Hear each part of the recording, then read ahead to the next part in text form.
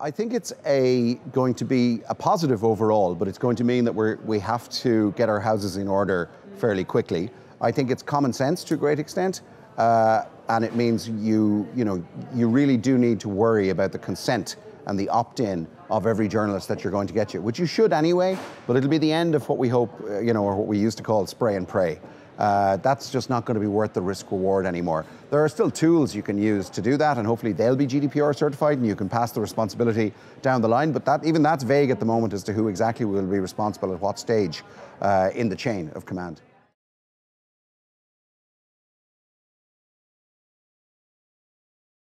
We're lucky enough to work with people who are building communications platforms, from intercom for messaging to NewsWhip for journalists. And we've seen early on how they've built in consent into all of their platforms, be it content or people's actual data that they're using. And again, it's common sense. They know how to do it, they do it early, and once you get the systems in place, it works well. So we don't think it's going to stifle innovation. We don't think it's going to, work against the clients. It's just that they have to have the systems in place to be able to record how things are being done. I don't see huge behavioral change actually happening amongst good companies, and maybe it'll weed out some of the ones that were chancing their arm, as we'd say here anyway.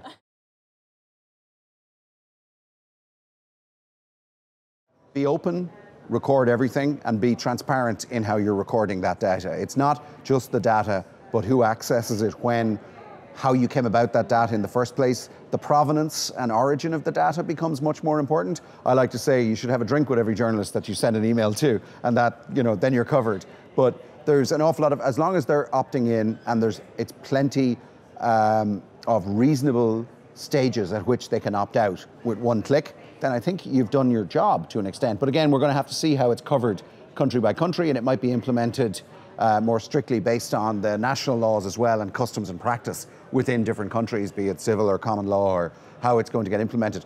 The most interesting thing that came up in the research for this debate for me were two things.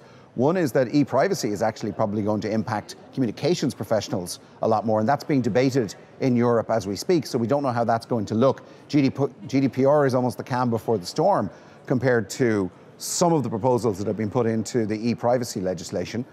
General data protection is pretty strong at the moment as well, so you should be doing a lot of this stuff now. It's just that this is concentrating the minds. One left field thing that's been brought up by some of the participants tonight is that if a data breach occurs, you're responsible as a communications agency for reporting that data breach legally.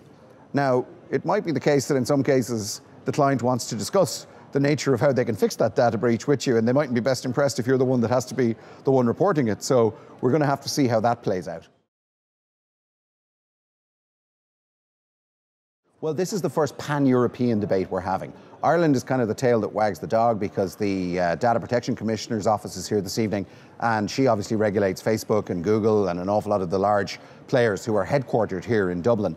But how France, how Germany, how Italy, how the UK, even after Brexit, is going to start implementing some of these, and are they going to have, differential advantages in terms of how that implementation happens?